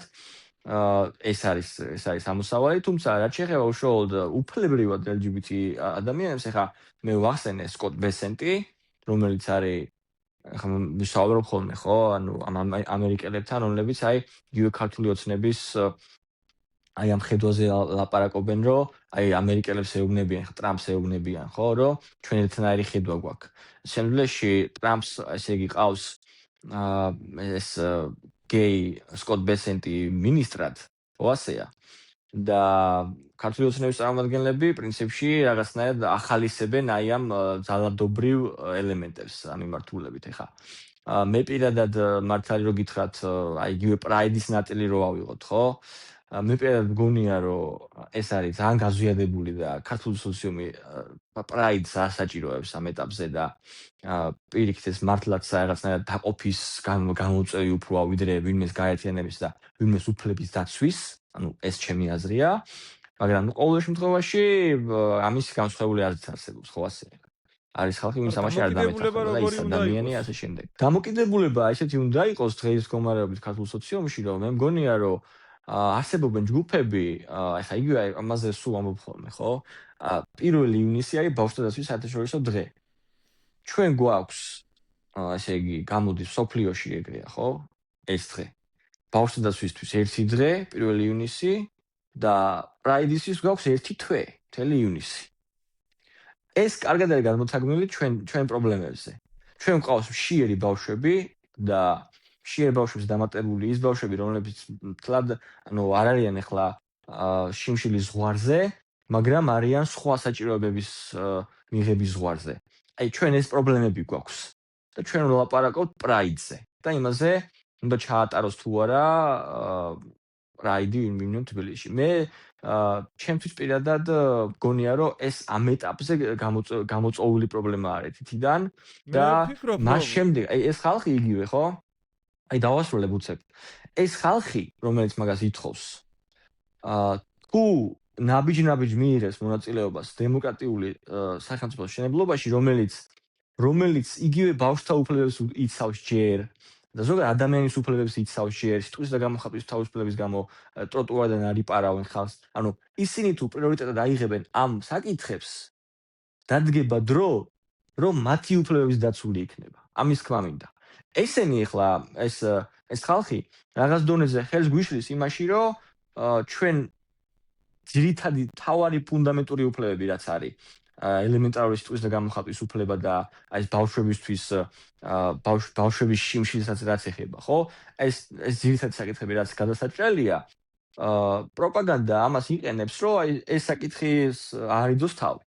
და თუ ეს ხალხი დაგვასწრის, რომ რაღაცნაირად ეს საკითხები გადავწყვეტს, ძირითადი თავარი ეროვნული გამოწვევები, დადგება დრო, რომ რაღაცნაირად მიექცეს მათ უფლებებსაც ყურადღება. ეხლა როგორ მიექცევა ეს მეორე საკითხია და ალბათ ეს მე უნდა განვიხილოთ, მაგრამ მე უფრო გონივრული მგონია, რომ არ მისცენ მას პროპაგანდას ეხლა საუბრის საშუალება. მე ამას ვიტყოდი და ეხლა აქციები მახსოვს მე როცა გამოვიდა ხალხი ამ LGBT დროშებით და ნახევარი აქცია და მიტინგი, რომელიც ანტიოცნების მიტინგი იყო, დაიშალა ფიზიკურად. იმიტომ რომ ესეა ეხლა ქართლის ბუნება მოწყობილი. ეხლა ჩვენ თუ მაგის შეცვლა გვინდა 2 წელში და 3 წელში, ჩვენ ამას ვერ მივაღწევთ. ესაა ჩვენთვის თავარი პრობლემა მაგ. საინტერესო რამ შენიშნეს ორი კატეგორია მინდა გამოვყვამ შემთხვევაში და მათ შორის განსხვავებას თუ დავიჭერთ, დამოკიდებულების არსიც გასაგები იქნება, ან უფლებების დაცვასა და პრივილეგიას შორის სხვაობაა ჩემი აზრით, ხო? ჩვენ ერთი მხრივ უნდა დავიცვათ ყველა ადამიანის უფლება, რაც თავისთავად არ ნიშნავს მათზე პრივილეგიების მინიჭებას, ხო? მათ შორის უმცირესობებზე და სხვადასხვა ჯგუფებზე, ხო? მათ შორის რელიგიური ჯგუფი შეიძლება იყოს და ასე შემდეგ, ხო? ანუ თქვენ თქვით ამერიკული кейსი, ნუ რელიგიის თავისუფლების კონტექსტში უნდა იყოს განხილული ყველა ჯგუფის საკითხი, ხო, ასე ვთქვათ. ამიტომ ჩვენ შეიძლება დავიცვათ მათი უფლებები, მაგრამ ეს არ ნიშნავს მათ პრივილეგიას, ხო? მეორე მხრივ, რომელი პრივილეგიაც ამავე დროს შემაწუხებელია კონკრეტული საზოგადოებისთვის, ხო? ამიტომ თანასწორობის ამგვარი გაგების შემოტანა დისკუსიაში ვფიქრობ, რომ აუცილებელია, ხო, იმიტომ რომ ნებისმიერი ჯგუფის უფლებების დაცვის დროს არავინ არ მიიჩნიოს, რომ სახელმწიფო იმ თავითვე მის მხარეს არის. მის მხარეს კი არ არის, არამედ მის უფლებებს იცავს, ფუნდამენტურ უფლებებს, ხო, სიტყვის გამოხატვის და ადამიანურ თავისუფლებას. ამიტომ ამ ორ კატეგორიას შორის განსხვავება ძალიან მნიშვნელოვანია და საინტერესოა თქვენ როგორ გესმით ეს. კი ბატონო, ეს ექსტრემები საერთოდ ანუ ცოტა არაპოპულარული რამე შეიძლება ვთქვა ახლა, მაგრამ მე მგონია რომ ეს საინტერესოა და ამას უნდა მივაქციოთ ყურადღება. ეს მემარცხენე მოძრაობები და ზოგადად ეს ჯგუფები, ხო, ახლა რაღაც მილიონი გენდერის საკითხი, საიდან მოდის და რატო გახდა აქტუალური. ეს უკავშირდება მე-20 საუკუნის ნეომარქსისტულ თეორიას პრინციპში, ხო, იმიტომ რომ იქ იყო თეორეტიკოსები, რომლებიც მარქსის გარკვეულ ხედვებს არიზიარებდნენ და ეს ხედვები ჩავიდა შეერთებულ შტატებში, ამერიკაში, რომელიც აქვე ვიტყვი, მე-20 საუკუნის მთელი მე-20 საუკუნის განმავლობაში პირდაპირ ვთქვათ, ხო, ეხლა 90-იან წლები ცოტა უკვე რაღაცა თანამედროვე ლიბერალიზმის გარეჟრაჟი არის, მაგრამ მანამდე ამერიკა არის მკვეთრად კონსერვატიული საზოგადოება. თავისი ბევრი გამოხატულებით, ძალიან ბევრი გამოხატულებით და ესე იგი კონსერვატიული საზოგადოება ქმნის ანტიკომუნისტურ კოალიციას. ხა ამაზე რატო ვლაპარაკობ? იმიტომ რომ ეს რუსები, რომლებიც დღეს გვაპარებენ, რომ თვითონ არიან კონსერვატორები და ამერიკელები ლიბერასტები, ესე გასაგებად რო ვთქვა. სინამდვილეში მთელი მე-20 საუკუნის განმავლობაში ცდილობდნენ ამერიკის გარყვნას. ანუ პირდაპირ ვიძახი ამას. და რა მიმართულებით? ანუ ამიტომ შეიქმნა ამერიკაში ანტიკომუნისტური კოალიცია. დაწყებული აი მაკარტიზმიდან, რომელიც 50-იან წლების ფენომენია და სახელმწიფო დეპარტამენტსა და ჰოლივუდში კომუნისტების დევნას ისახავდა მიზნად, გაგრძელებული 60-იან წლების ბერი გოლდუოტერით და შემდგომში რონალდ რეიგანით დაგვირგვინებული, ხო? საქმე იმაშია, რომ ანტიკომუნისტური კოალიცია ცდილობდა, რომ იდენტიფიცირება მოეხდინა აი ამ ამერიკისთვის ძირგამომთხელი საქმიანობების, როგორიც იყო აი წარმოიდგინეთ რა, რომ არსებობდა გეოპოლიტიკური ისეთი დონის კონფლიქტი, რომელსაც შეიძლებოდა სოფლიო მიიყვანა განადგურების წინაშე. ამ კონტექსტში ამერიკაში მაგიტომ შეიქმნა ეს მის საწინააღმდეგო თეორია, რომ ებრძოლათ კომუნიზმისთვის, რომელიც იყო ანტირელიგიური. ის ხო ამაზე ხო არავინ არ დაობს, რომ კომუნიზმი იყო ანტირელიგიური. კომუნიზმი ასევე დასაწყისსა და სათავეში იყო საკმაოდ ოჯახების საწინააღმდეგოდ მიმართული იმიტომ რომ ოჯახი არის მარქსი და ენგელსი იძახდნენ რომ ოჯახი არის კაპიტალისტური წარმონაქმნი, რომელიც უწყობს ხელს კონკრეტული გვარებისა და ხალხის განვითარებას და რომელიც ესე იგი და ფულის დაგროვებას, რომელიც შეიძლება საზოგადოებას მოხმარდეს და ეს ხმარდება მხოლოდ ოჯახებს და ამიტომაც კრიტიკა იყო ოჯახის და აი ვიდრე თქვა 30-იან წლებში იოსებ სტალინი არ ნახავდა ამ იდეის კრახს და არ ნახავდა იქ დემოგრაფიულ კრიზისს, არ ნახავდა შრომასთან დაკავშირებულ გამოწვევებს, რაც აი ამ ქაოტურ მოწყობას, ოჯახის გარეშე ადამიანების მოწყობაზე იყო გამახვილებული. მანამდე კომუნისტური საზოგადოებაც ცდილობდა შეექმნას უტოპიური სოციალიზმი, რაც იყო აი ამ კომუნებად ცხოვრების კონტექსტში, ხო? ეხლა ეს ისტორიკოსებმა იციან კარგად. და ამერიკელებმა ეს კარგად იცოდნენ. და ისინი მიიჩნევდნენ, რომ კომუნიზმის შეღწევა ამერიკაში მოარღვევდა აი ამ პრინციპს, ფუნდამენტურ პრინციპს ოჯახს, მოარღვევდა რელიგიას, მოარღვევდა ნაციონალიზმს, ამერიკულ ნაციონალიზმს და ეს დაასუსტებდა ამერიკას კომუნიზმის საწინააღმდეგო ბრძოლაში, რომელიც იყო მთავარი საფრთხე, ცივილიზაციური საფრთხე. ესე აღიქმნებოდა. ამის გამო იქნება ეს ანტიკომუნისტური კოალიცია. ეხლა რო გავაგრძელოთ ეს საკითხი, ზოგადად მაშინდელი კომუნისტები ამერიკაში ინფილტრაციას ცდილობენ როგორ, ხო? და რა ხერხებით. ისინი ხვდებიან, რომ აი თქვენ თავიდანვე აღნიშნეთ ეს, რომ ლიბერალები და კონსერვატორები თანაც ცხოვრობენ. და რა კუთხით, ხო? აი ეს კონსერვატორები, რომლებიც აი შეზღუდული მთავრობის, მცირე მთავრობის მომხრეები არიან და ლიბერალები, რომლებიც უფრო მეტად უჭერენ მხარს აი ამ შრომით უფლებებს და ასე შემდეგ მაშინდელ პერიოდში. მათ დიდი კაპიტალიდან გამომდინარე შეძლეს თანაცხოვრება. და რა კუთხით? ძალიან მარტივად კაპიტალი, დიდი ბიზნესი მიხვდა, რომ მოდი მუშებს ეს მთავრობის ჩარევით მოხდა ფოთაშორის მთავრობა, მუშები და ეს დიდი ბიზნესი ერთად დაждდა და მიხვდა, რომ ისინი თუ კონსენსუსს არ მიაღწევენ, მოხდება რაღაც რუსული კომუნისტური რევოლუციის მსგავსი, ბოლშევიკური რევოლუციის მსგავსი, ამის საფრთხე დადგება ყოველ შემთხვევაში, რის გამოც დაიწყო აი ამ დასაქმებულთა უფლებებზე ზრუნვა. და როცა მიაღწია ამერიკელმა დასაქმებულმა იმას, რომ ის უკვე საშუალო ფენაა, მას კომუნისტური რევოლუცია აღარ ჭირდება. აი, მარქსისტმა ფილოსოფოსებმა დაიწყეს შრომელთა დადანაშაულება, ამერიკული დასაქმებული კლასის დადანაშაულება, რომ თქვენ უღალატეთ რევოლუციას. აქედან გამომდინარე, ისინი ჩათვლილი იქნენ როგორც აი ჩვეულებრივი, ესე ვთქვათ, შემრიგებლური მასა, რომელშიც რევოლუციის მომხდენი აღარ უნდა ეძებო. ამის გამო იქნება შემდგომში მარგინალური ჯგუფები, ეს ხდება უკვე 1970-იან წლებში. რიჩარდ ნიქსონის უპირისპირდებოდა ერთ-ერთი კანდიდატი, მე მგონი მისი გვარი იყო მაკგრეგორი, რომელმაც უკვე ძალიან რადიკალური მემარცხენე თეორიები წამოწია, რის გამოც განადგურდა პრინციპში საარჩევნებში, მხოლოდ ერთი შტატის მოგება შეძლო მან, ეს იყო მასაჩუსეტსი. და მოკლედ მაშინ იწყება ამ თეორიების განვითარება, ეს აღწევს უკვე პოლიტიკაში და იმის გამო, რომ ესე ვთქვათ, ადგილობრივი ამერიკელები შეურიგდნენ სისტემას და რევოლუციისთვის აღარ გამოდგებიან, დაიწყო ხარდაჭერა აი ამ ესე ვთქვათ, მაშინდელი მარგინალური ჯგუფების და ყველაზე კლასიკური მაგალითი იყო ამ შემთხვევაში ფერადკანიანი ქალები, რომლებიც უფლებების დარღვეული იყო მაშინდელ კონტექსტში, თავისთავად ცხადია მათ შედარებით ნაკლები რეალიზების საშუალება ჰქონდათ ვთქვათ 60 წლის წინ, ხო? ვიდრე თეთრკანიან ადამიანებს და ამას შეემატნენ შემდგომში მიგრანტთა, ესე ვთქვათ, ახალ ჩასულთა მასები, რომლებიც მიიჩნევიან, რომ აი ამ სისტემისთვის წინააღმდეგობის გაწევა შეიძლება და ასე იქნება ეს ზოჰრან მამდანის მომენტი ნიუ-იორკში მაგალითად, რომელიც მთლიანად ემყარება აი ამ ახალ ჩასულ ემიგრანტთა მასებს და ის ხარს უჭერს აი მარგინალურ ჯგუფებს, რომლებიც ეხა სტალინიზმი რო ავიღოთ ჩვენ, ხო?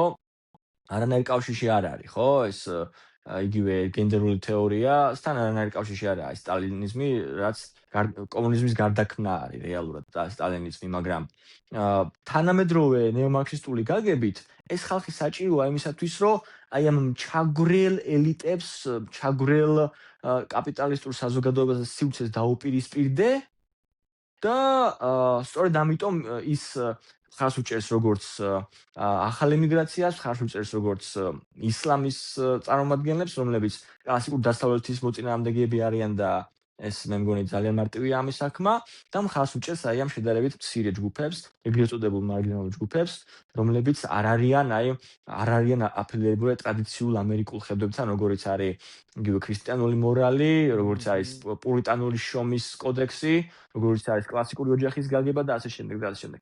ასე რომ ამან შექმნა ეს ანარქისტული მოდელია ის ყველას თქვით, ანუ ეს რაც მოდის ამ შემთხვევაში სოციალიზმის ნარატივი, ამ შემთხვევაში ხო ანარქისტული მოდელია, რომელიც არ აღიარებს რაღაც ტიპის უპირატესობებს და ინტელექტუალურ უპირატესობებს და კონკურენციას, ხო? რის საფუძველზე ჩვენ ადამიანები განსხვავდებით, ხო? ეკონომიკურად მათ შორის და შესაძლებლობებითაც.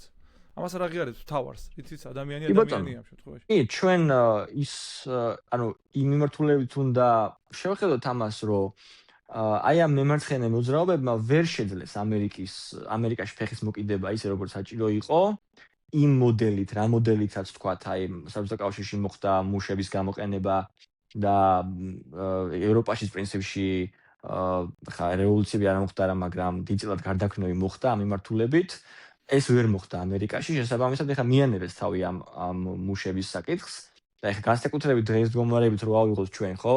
ამერიკელი დასაქმებული სივრცე დასაქმებული ხალხი, ეგრეთ წოდებული ლურჯფეროვანი დასაქმებულები, ეს იგივე ქარხანის დასაქმებულები, ეს გვესმის ხო, რაც გულისხმობს ლურჯფეროვანი დასაქმებულთა და თეთრფეროვანი, ისა ბოდიში, თეთრსაყელოიანები, მეორე მხრივ, რომლებიც არის ოფისის და ეს მასწავლებლები, იურისტები, ესეთი ხალხი. ეს კატეგორია ორად იყოფა, ხო და რევოლუცია რუსეთში მოხდინეს აი ამ ლურჯფეროვნებმა სინამდვილეში. და ამერიკის შემთხვევაში სრულიად პირიქითაა, ლურჯფეროვანი მოსახლეობა კატეგორიული მოწინააღმდეგეა კომუნისტური იდეალების და იდეოლოგიების და ის უჭერს ამერიკულ იდეალიზმს ხარს. შესაბამისად, ეს ხალხი არ გამოდგება იმისთვის, რომ ნეომარქსისტული ხედვები განვითარდეს და მოგეთ, ეხლა ბევრი რო აღარ გავაგზელო, ამ ეს ყველაფერი წავიდა რადიკალიზმისკენ, აი ამ მემარცხენე ფრთაში, რამაც გამოიწვია შემდგომში მარჯვნივ რადიკალიზაციაც. საბოლოო ჯამში ჩვენ ვხედავთ ამ ავით ულტრანაციონალიზმს დავარქვევთ ამას თუ რასაც დავარქმევთ, რაც ერთად შემთხვევაში მიზნად ისახავს აი ამ ახალი ემიგრაციის კატეგორიულ წინააღმდეგობას ერთის მხრივ და მეორეს მხრივ ფუნდამენტალისტური ისლამის რაღაცნაირად თავიდან არიდებას დასავლური საზოგადოებებისთვის.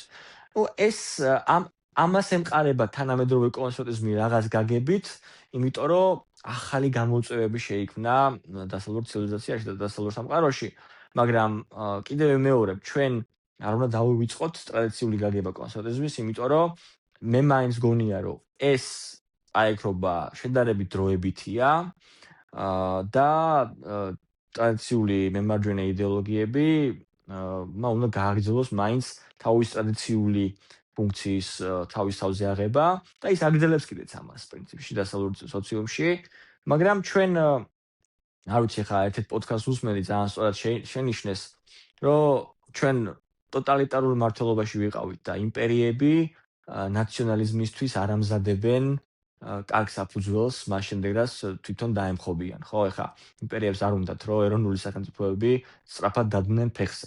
შესაბამისად ჩვენ არ უნდა გაგვიკვირდეს, რომ სწორი ხედვები, სწორი ეროვნული ხედვები და მათ შორის სწორი კონსერვატიული ხედვები კრიზისშია ქვეყანაში, იმიტომ რომ რა თქმა უნდა იმპერიას, რომელსაც დღემდე სურს, რომ გავლენა მოახდინოს ჩვენზე, არ ექნება ეს სურვილი, რომ ეს ჯანსაღად განვითარდეს ეს ყველაფერი. კონსერვატიზმის იდეა თავისთავად უფრთხილდება მისთვის წმინდა სუვერენიტეტის იდეა მავდროულად, ხო? და ეს თანამედროვე ჩვენ ქართულ კარგია რომ ეს ამოჭერეთ ძალიან. საკითხი დგას ძალიან საფრთხის ქვეშ. და აქ როგორ უნდა შევაფასოთ ზოგადად კლასიკური კონსერვატიზმის იდეა და სუვერენიტეტი და თანამედროვე კონსერვატიზმი, ფსევდო კონსერვატიზმი და ანუ დესუვერენიზაციის მიმართ მიდრეკილებას. ეს გადავიწყებული მქონდა და ძალიან მნიშვნელოვანია რომ წამოჭერით ეს საკითხი. ეს ერთ-ერთი გადამწყვეტი არის ჩემი აზრით, იმიტომ რომ იგივე რომ დავაბრუნდე როჯერ სკრუტონი თავის წიგნში პოლიტიკის ფილოსოფია, არგუმენტი კონსერვატიზმისთვის აღნიშნავს, რომ ეროვნულობის თავარი განსაზღვრელი არის ტერიტორია. და ტერიტორიაზე არსებული იურისდიქცია. ეხლა ჩვენ წარმოვიდგინოთ ჩვენი თავები. ხო? ის ჯგუფები, რომლებიც იბრალებენო არიან კონსტიტუციის მომხრეები, არაფერს არ ლაპარაკობენ საქართველოს ტერიტორიულ მთლიანობაზე. და თუ ლაპარაკობენ, ამბობენ, რომ ჩვენ თურმე ეს უნდა მოვაგვაროთ რუსეთის ჯარის კიდე ახალ ტერიტორიებზე განთავსებით, რომელიც არაა ჯერ რუსეთის ოკუპირებული, საბედნიეროდ. ეს არის სრული დესუვერენიზაცია და სრული მოშლა აი ამ კონსერვატიული ტერიტორიულობის პრინციპის. ტერიტორია იმიტომ განიხილება კონსერვატიზმში მთავარ განსაზღვრულად, რომ ტერიტორია არის ის არეალი, რომელიც განსაზღვრავს და რომელზეც ხალხი ყველაზე მეტად იზიარებს და უკავშირებს ერთმანეთს. იზიარებს ერთმანეთის ხედვებს. ენა გასაგებია სარწმუნოებას, ძალიან მნიშვნელოვანია, ხო? მაგრამ მამული ყველა არ უთქვამს ილიას ასევე. და ხოდაშორის ხო, მამული ამ შემთხვევაში გულისხმობს სწორედ ტერიტორიას. რომ ჩვენ სწორედ ამ ტერიტორიაზე ვიზიარებთ ჩვენ წარსულს და ჩვენს მათ შორის თანამედროვეობაში სუვერენიტეტს, რომელზეც როგორც უკვე აღვნიშნე, ის ხალხი, ვინც იბრალებს, რომ არის კონსერვატორი, დღეს ლაპარაკობს აბსოლუტურად ნაკლებს და ისე ლაპარაკობს, თითქოს ეს რუსეთი, რომელსაც წაღებული აქვს ჩვენი ტერიტორიები, არაფერს არ აშავებს. რა მოხდა? ეს ან თუნდაც რუსეთის მოქალაქეები, რომლებიც გადააავსეს ეს ქვეყანა, არაფერი არ შევდება. ასე რომ ეს არის აბსოლუტურად პარადოქსი. სამომავლო ინტეგრაციაც კი მასთან, სახელმწიფოებრივი, ასე ვთქვათ, ინტეგრაცია რაღაც ტიპის სუბიექტად ჩვენი წარმოქმნა, ოღონდ მასთან მის ერთობლიობაში, ასე ესეც არ განიხილება დიდ პრობლემად, დიდ ტრაგედიად, ხო? ანუ სუვერენიტეტი თავისუფლების გაგება დაქვეითებულია და ამას ესკეთება კონსერვატიზმის სახელით. და რაღაცნაირად ისე ხდება, რომ თითქოს რუსეთთან აფილირება არის სუვერენულობის გამოხატულება და დასავლეთთან აფილირება აი დესუვერენიზაციაა და გვართმევს სუვერენიტეტს ევროპა და ამერიკა და აი ყველაზე ესეთი ყველაზე მახინჯი ფორმით რაც არის წარმოჩენილი, ეს არის ხოლმე თუ დააკვირდებით რა ქვია, დროშებს, სოციალურ ქსელებში ვრცელდება ხოლმე, როცა აფხაზეთის და ცხინვალის რეგიონის ნაწილი რუსული დროშებით არის და დანარჩენი საქართველოსი ამერიკით ვითომ ეს დიდი ნაწილი უფრო 80% ამერიკის ოკუპირებულია და ის 20% არის რუსეთის ოკუპირებული. აი, ამ დონემდე არის დასული ეს პროპაგანდა და ამაში რა თქმა უნდა ტერი თავისას ძალიან ბევრ ენერგიას ხარჯავს იმისათვის, რომ ეს ყველაფერი არ შეიძლება შორს გავრცელდეს ჩვენ სოციუმში. სამწუხაროდ ესაც ხდება, მაგრამ რეალურად სუვერენიტეტი ხა ევროკავშირის წევრობა მათ შორის გარკვეული სუვერენიტეტი ნატოს წევრობას პრინციპში, ხო? გარკვეული სუვერენიტეტის გამოწვევას ატარებს ყველა შემთხვევაში, მაგრამ ის ახლოსაც არ არის ტერიტორიების ოკუპაციასთან და ძალიან მარტივ რამესთან, რომ ვერ ჩადიხარ ტერიტორიაზე.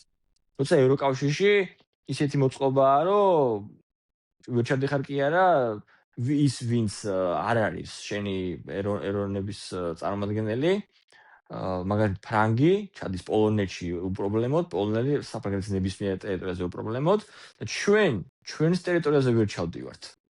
ანუ და ამას არ ვახასიათებ როგორც სუვერენიტეტის პრობლემა. ესაა დღევანდელი გამოწვევა ქართული აღქმების კონსერვატიზმისა, რომელიც ჩვენი საუბრით და იმედი გვაქვს ბევრი მოგვისმენს და გაზიარებით და მხარდაჭერით იმედი მაქვს რომ გამოსწორდება. ამას უკავშირდება სხვათა შორის გიორგი, ეს არის იზოლაციონიზმი, ანუ კონსერვაციულ ფორმაში გარდაიქმნა, ანუ ეს დაუკავშირდა არა რაღაც ინტეგრაციას და კომუნიკაციას პარტნიორებთან, არამედ თანამედროვე ანუ ქართული კონსერვატიზმის დაუკავშირდა იზოლაციას. ანუ თითქოს და რაღაც ესე იგი საგარეო შიშების საფუძველზე კარჩაკეტილობას, რომელი მომენტიც ასევე უცხოა, როგორც ვიცი, კლასიკური კონსერვატიზმისთვის. თქმა უნდა. ეხა ეს უფრო საგარეო პოლიტიკის კონტექსტია და იზოლაციონისტები ეხა ფრაქცია არსებობს რეალურად დასავლეთში, შეერთებულ შტატებშიც და ევროპის კონტინენტზეც და ანუ არსებობს ეს ფრაქცია, ორი აზრი არ არის. უბრალოდ ეხა ეს საგარეო პოლიტიკური გამოწვევა არის, მე მგონი, ჩვენ ამას უნდა შევხედოთ მაინც და მაინც არა იმით, რომ რომელი იდეოლოგიას შეეფერება, არამედ იმით, რომ გადარჩენა რითი შეიძლება ამ შემთხვევაში, იმიტომ რომ ხა ნეიტრალიტეტის მომხრები გამოჩნდნენ, ხო? ნეიტრალიტეტი საქართველოსთვის არის ფაქტობრივად კარის გაღება, რომ ჩვენს გარშემო არსებულმა სახელმწიფოებმა დაგვესიონ და რაც შეიძლება მეტი წაგვლიჯონ და როცა ლაპარაკია ხოლმე ნეიტრალიტეტზე, ახლა ბევრს მარტო რუსეთი ახსენდება და ახლა მე არ მინდა მეზობლების გაღიზიანება ნამდვილად, მაგრამ იმას ვერ უარყოფს, რომ საქართველოს დაკავშირებით ინტერესები ყველა მეზობელს აქვს. წარსულში ყველა მეზობელს ჰქონდა. ჩვენს ქვეყანაში არსებობს უმცირესობები, რომლებიც არის მოსაზღვრე უმცირესობები, არ დაგვაუწყდეს. ასე რომ იზოლაციონიზმი არა მხოლოდ რუსეთთან დაკავშირებულ პრობლემას სვამს, არამედ გაცილებით დიდ პრობლემას სვამს. და საქართველოს პარტნიორები ჭირდება იმისათვის, რომ აი ამას ჩინეთმაც კი ეს გააკეთა, როდესაც დენ სიაოპინმა ესე ვთქვათ, ძველი ჩინური სიბზნეზე დაყრდნობით თქვა, რომ ჩვენ გარშემორტყმულები ვართ აბსოლუტური მტრებით, რის გამოც უნდა ვეძებოთ მოკავშირეები სხვაგან და წავიდა და ამერიკელებთან დაიწყო ხელშეკრულების გაფორმება და დაიწყო მაქედან მოდის ეს ამერიკულ-ჩინური ურთიერთობები, რომელიც დღეს ახლა აბსოლუტურად მტრულია დიდწილად. მაგრამ ყოველ შემთხვევაში მაშინ ჩინეთის ასე ვთქვათ ნაზრევი ის იყო, რომ ჩვენ გარშემო ყავს მძიმე სამეზობლო და პარტნიორი უნდა ვეძებოთ შორს. ჩვენ ზუსტად იგივე სიტუაციაში ვართ და ჩინეთი თუ მილიარდიანი იყო, ჩვენ 3 მილიონი აღარ ვართ და მეგონი მაგდროს უნდა მივხვდეთ, რომ დაახლოებით მსგავსი რამის გაკეთება არის საჭირო. ხო, ან კონსერვატიზმი თავისთავად გულისხმობს პარტნიორობის გაძლიერებას, ხო? იმთავითვე დიპლომატია და საერთაშორისო პოლიტიკის სწორი რეგულირება მისი პასუხისმგებლობაც ამავდროულად იმისთვის, რომ სუვერენიტეტი და სახელმწიფოებრივი სტრუქტურა შეინარჩუნო, არა? ესე იგი, შეცდომა დაუშვეს იმას გულისხმობ, რომ განსხვავებით ეგრეთ წოდებული ლიბერალ ინტერნაციონალისგან არსებობს კონსერვატიული ინტერნაციონალი. ეს თეორია მთელი ამაზე მეცნიერები მუშაობდნენ და არსებობს ესეთი წიგნი Conservative Internationalism, რომელიც შეგიძლიათ ნახოთ. და ესე იგი, ამ თეორიის კონტექსტი სწორად ეს არის, რომ უნდა ითანამშრომლონ თანამოაზრეებმა და ამას აკეთებს ახლა სწორედ ამერიკული ადმინისტრაცია, როცა ის ფაქტობრივად ქმნის, აი ლათინური ამერიკის მაგალითი ყველაზე სასახა მაგალითია ამის, როცა ის ქმნის აი ამ მემარჯვენე იდეოლოგიების თანამოაზრე პარტიებიდან გამომდინარე, ასე ვთქვათ, თანამშრომლობას და ეს პარტიები ერთმანეთის მიყოლებით იგებენ არჩევნებს ლათინურ ამერიკაში. ეს ამის დამახასიათებელია. შეიძლება ახლა ფაშინიანი არ შეიძლება ჩაითვალოს მაინც და მაინც მემარჯვენე ლიდერად. მაგრამ ნახეთ ჩვენ ამერიკის პრეზიდენტის მხარდაჭერა პირდაპირ ფაშინიანის მიმართ. ხედავთ ჩვენ ნავროცკის პოლონეთის პრეზიდენტის მხარდაჭერას ესე ვთქვათ ტრამპის მხრიდან. ნახეთ ორბანის მიმართ მხარდაჭერა, რომელიც არ გაამართლა, ხო, და იქ სხვა პრობლემები იყო კიდე ორბანთან დაკავშირებით უკვე 15 წლის და მეტის მმართველობა დაგროვებული ბევრი კორუფცია და შიდა პრობლემები იყო, რის გამოც ამერიკელებმა ფიზიკურად ვეღარ მოახდინეს გავლენა იმ პროცესზე. ასე რომ ეს თავისთავად ცხადია, როგორ შეიძლება თანამედროვე მსოფლიოში იყოს რაღაცა იდეოლოგია, რომელიც ეს იდეოლოგია არის თანაც კარგად გავრცელებული ბევრგან და არ ეძებდა მოკავშირეებს და საუბრობდნენ ნეიტრალიტეტზე. და ეძებდნენ ნეიტრალიტეტის ფილოსოფოსებს. ეხლა ფილოსოფოსებს არ დავარქვენ, მაგათ კომენტატორები არიან ჩვეულებრივი, მე შევხვედრი ვარ მათ, ჩამოდიან ხოლმე თბილისში და გვასწავლიან რატომ უნდა იყოს საქართველო ნეიტრალური. ნუ სადაც არის რაღაც აგრესია მიჩნდება ხოლმე სხვანაირი მათ მიმართ. ამერიკაში შევხვედრი ვარ მათ ხალხს სწორედ. არაკონტექსტუალურია მარტივი მიზეზის გამო. თავისთავად ხადია, არავითარ შემთხვევაში არ გეოგრაფიულად განსხვავდება და განსხვავდება საქართველოს მოდელი, ხო? საქართველოს რო დახედავ თქვენი აღნიშვნის არ იყოს, ხო? ირგვლივ რაღაც შემოკრებილი ყავს, ასე ვთქვათ, არაცივილიზებული სტრუქტურა არასრული სუბიექტები, ხო, რომლებიც მზად არიან ყოველ ჯერზე ყოველი შანსის გამოყენების საფუძველზე ჩაყლაპონ ეს ქვეყანა და შვეიცარია ცივილიზაციის გულშია, ხო? რაც განაპირობებს მის სტაბილურობას. ამ შემთხვევაში ჩვენი სტაბილურობა დაკავშირებულია იმ მოდი ვწყალებ პოლიტიკურ ველურ გარემოსთან, რა გარემოში ჩვენ ვართ დღეს და განსაკუთრებით ეს ჩრდილოვან პერსპექტივაში ძალიან კარგად დაინახა, ამიტომ ეს ნეიტრალიტეტის მოდელი საქართველოსის უბრალოდ შეუფერებელია, ხო? ჩვენ პირიქით პარტნიორულ მოდელზე უნდა გადავიდეთ, ვიდრე იზოლაციურ და ნეიტრალიტეტის მოდელზე რა. ასევე არ დაგვაუზეს ის ხალხი, ვინც გამოაცხადა ნეიტრალიტეტი ფინეთის და შვეიცარიის მაგალითია ხოლმე. მეცინება ამაზე. ეს ხალხი იყო გამანადგურებელი ომებისთვისაც მზად. აი ფინეთმა, რომელმაც საბჭოთა კავშირი დააჩუქა 1940 წლის ომში და კი დაკარგა გარკვეული ტერიტორიები, მაგრამ მას ჰქონდა იმხელა სამხედრო შესაძლებლობები და გამოცდილება ომის, რომ ალიანსები მას ფაქტობრივად დიდწილად აღარ სჭირდებოდა არაფერში, იმიტომ რომ მას შეეძლო გამანადგურებელი ომი აეტანა. შვეიცარიაზე ხარ ვლაპარაკობთ, აქ შვეიცარია ვიღაცას მარტო ყველი და ის როგორია ბანკი. შვეიცარია არის კბილებამდე შეიარაღებული სახელმწიფო, არა მხოლოდ ჯარის დონეზე, არამედ მოქალაქეების დონეზე. შვეიცარიაში იარაღის ფლობა არის ლეგალური. იარაღის გამოყენება აწყობა დაშლა ისწავლება სკოლებში. სტროლა შესაძლებელია, აი სასროლეთი შესაძლებელია იყოს, რომ რაღაც სკვერებში ადგილი გამოყოფილი, სასროლეთის ადგილები გამოყოფილი შვეიცარიაში. დაახლოებით ესე შეიძლება აღწეროთ.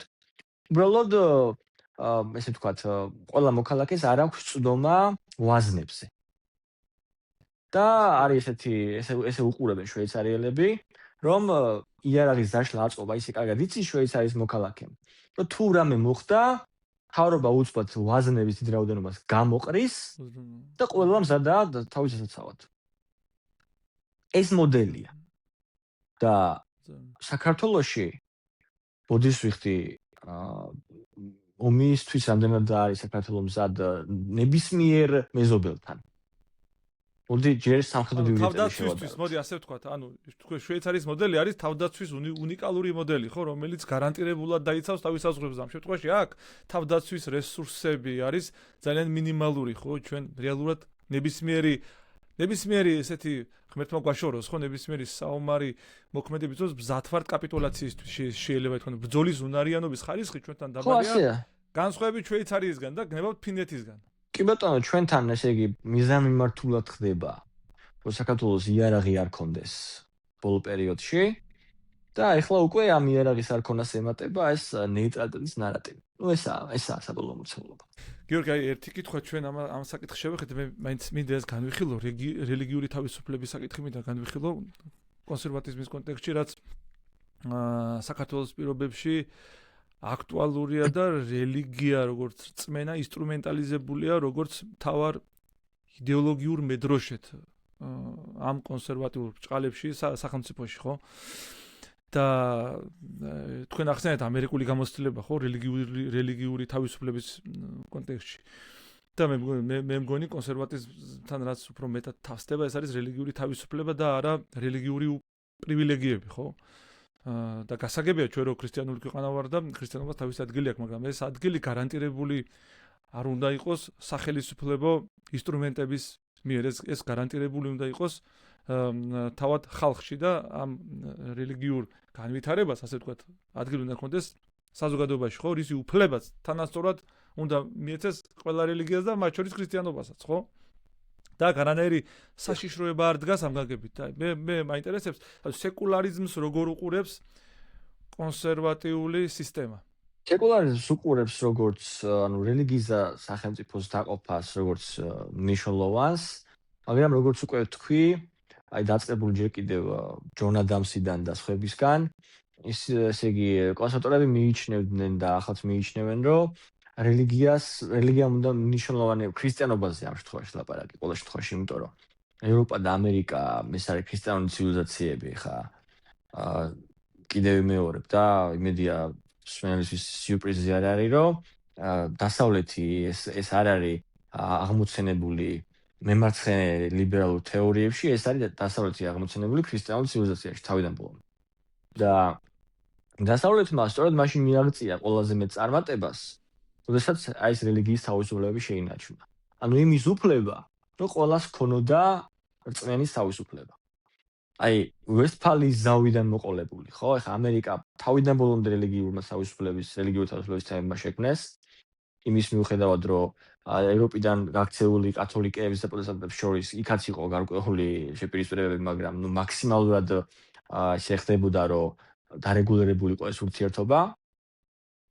და ასე ვთქვათ, ამ მიმართულებით ვესტფალიის ზავმაც ევროპაში უკვე ვითამაშა როლი იმ კუთხით, რომ არ შეიძლება ჩვენ ამის გამო ერთმანეთს დავხოცოთ. და სხვა შორის კრუტონი იძახის სწორედ ამას, რომ საზოგადოება, ეროვნულობა და ტერიტორიულობა რატო არის, ვთქვათ, სარწმუნოების პრიმატზე, როგორც ერის გამსაზღვრელზე. ესე ვთქვათ, უფრო მნიშვნელოვანი, იმიტომ რომ ერმა შეიძლება აიტანოს როგორც განსხვავებული რელიგიური წარმომადგენელი, ისე განსხვავებული პოლიტიკური ფილოსოფიის და აზრის მქონე ხალხი, განსხვავებული ინტერესების მქონე ხალხი, განსხვავებული ოჯახები, ანუ ეს შეუძლია რომ ერმა აიტანოს. მაგრამ სკრუტონის აზრით ეს ნაკლებად შეუძლია რომ აიტანოს, ესე ვთქვათ, რელიგიამ როგორც ასეთი, იმიტომ რომ რელიგია უფრო მეტად ითხოვს, რომ დიდწილად ის ეხა იგივე ქრისტიანობის შიგნით რაც ხდება, ეგეც რო ავიღოთ, ხო? ჩვენ ამხელად დაპირისპირება გვაქვს კათოლიკეებს და მართლმადიდებლებს, ხო? ბევრი საკითხის მიმართ. სწორედ ამას გულისხმობს სკრუტონი, რომ რელიგიას უჭის ის ბარიერი ის რომ გადალახოს, რომ აი, ვიცი რა, მოდი ყველანი ერთად ვიყოთ. შესაბამისად, აი ეროვნულობის პრიმატი სახელმწიფოს ჩამოყალიბებაში მაგიტომ მიიჩნევა უფრო გამართლებულად, რომ ერში მიმღებლობა განსხვავებული რელიგიის, განსხვავებული ინტერესის, განსხვავებული პოლიტიკური შეხედულების ხალხის უფრო მარტივია, ვიდრე აი ვთქვათ რელიგიიდან გამომდინარე, რომ ჩამოვაყალიბოთ ერთობა. აი ამის სახსნას ვცდილობ. შესაბამისად, სეკულარიზმს მაგას ემსახურება, რომ რელიგიამ, კონკრეტულმა რელიგიამ არ შექმნას ერთგვარად აი ძირითადი როგორ შეიძლება ეს ჩამოყალიბო. ანუ რელიგიაზე არ იყოს მაინც დაფუძნებული ერთობა. თავისუფლება შენარჩუნდეს, ვისაც რა სარებლობა აქვს, რომ იმას მიყვეს. იმ თავით ეს დომინანტურობა მე განსაზღვრავს მეორე, ანუ სხვა სუბიექტების ჩაგვრას. მათ განდევნას, ხო, და ეს თავისთავად არღვევს ფუნდამენტურ პრინციპებს მე, ხო, თანასწორობისა და თავისუფლებისა და უსაფრთხოების შესახებ, ხო, რომელი უფლებაც გარანტირებულად როგორც ყველა ადამიანს, ისე ყველა ქვეჯგუფს აქვს. ამათ მიმართულებით, ვინც ახორციელებს საკუთარ რელიგიურ საქმიანობას.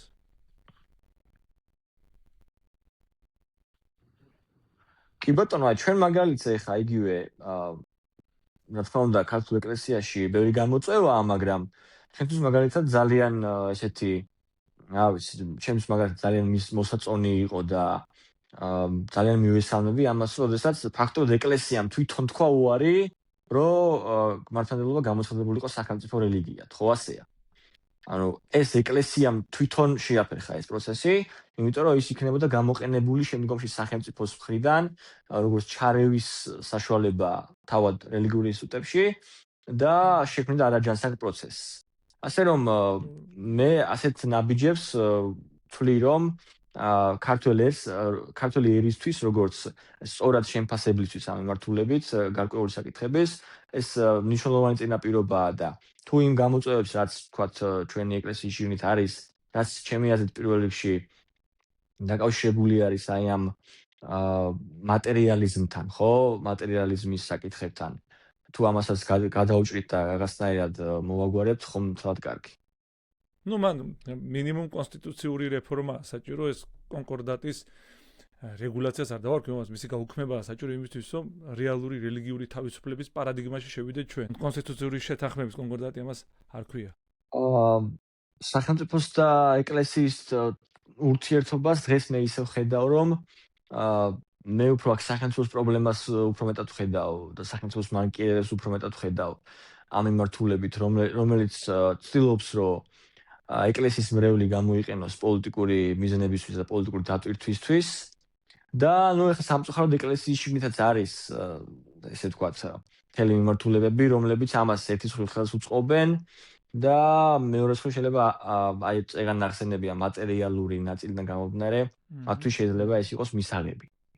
თუმცა ის რომ ეკლესიას შეუძლია მნიშვნელოვანი როლი ითამაშოს და დარწმუნებული ვარ რომ ითამაშებს კიდეც მნიშვნელოვან როლს დადგება ამის დრო უახლოეს მომავალში მე ამის მოლოდინი მაქვს იმიტომ რომ პრინციპში ისტორიულად ეს ასე იყო ჩვენ გვახსოვს საქართველოს წამებული პატრიარქები გვახსოვს ეკლესიის როლი ძმათა მკვლელ ბრძოლებში რაღაცნაირად ხელის შეშლის მიმართულებით და იმედი მაქვს რომ გამონახავს ეკლესია ამ მიმართულებით დღევანდელ სოციუმსა დღევანდელ მოცემულობაში ენერგიას და საშუალებას რომ ეს გაყოფა რაც არის ქართულ საზოგადოებაში ეგ შეაჩეროს. ნუ მე ვხედავ ეხლა დაწუნებულ თქვენს ხედავთ ეკლესიაში დაწუნებული ვარ ასევე არსებობს თქვენი აზრით და მსმენელის აზრით ვთქვათ ეკლესიის ნაწილი ეკლესიაში არსებული რომელსაც კონკრეტული ხედვებია და შეიძლება ჩვენ არ ვეთანხმებოდეთ მაგრამ ასევე არსებობს მეორე ნაწილი და ძალიან მნიშვნელოვანი ნაწილიც რომელიც ერის განუყოფელი ნაწილია და განუყოფელი კი არა ფაქტობრივად დიდ როლს თამაშობს ერის ფორმირებაში. ასე რომ მე ის მინდა ვიმედოვნო რომ სწორედ ეს ნაწილი გამოავლენს თავიანთ თავს ძალიან კარგად და უფრო მეტად აღმატებულად სამომავლოდ და ეკლესია ითამაშებს გარდაუვალ კარგ როლს საქართველოს მომავლისთვის, იმიტომ რომ ჩვენი სოციუმი რომელიც დაყოფილია რაღაცამ უნდა გაერთიანოს და ეს გაერთიანება ამ შემთხვევაში სწორედ მართლმადიდებლური რელიგია არის. არ არსებობს ესეთი გაერთიანების ესეთი უფრო მეტად საყოველთაო ცნება როგორც ეს არის. დიდი მადლობა. ჩვენ იმედია დაუბრუნდებით ესეთ კლასიკურ კონსერვატიულ სისტემას და ამ სისტემაში მოვახერხებთ ისეთ თანამშრომლობას, რომელიც თანამშრომლობას მოიტანს რეალურ ხელშესახებ შედეგებს და გავალთ ასეთ ფსევდო კონსერვატიული პარადიგმიდან ერთხელ და სამუდამოდ. მადლობა. გიორგი, რამე სხვა დაამატებდი, რამე ისეთი ხო არ არის, ესე თქმაც გინდოდათ და მე ვერ დავსვი შეკითხვა. არა, ძალიან ამომწურავი იყო ჩემი აზრით ამ ეტაპზე.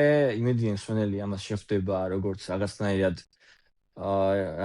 სიტყვას, ხო, ამ კონსერვატიზმის ახსნის მიმართულებით და დაინტერესდება იმისთვის, რომ ჩვენ სამომავლოდ კიდევ გქონდეს ესეთი დისკუსიები და გავუმარტივოთ მათ ეს აღქმა, ესე ვთქვათ, თანამედროვე მემარჯვენე იდეოლოგიების და ცნებების. კი ბატონო, მადლობა თქვენ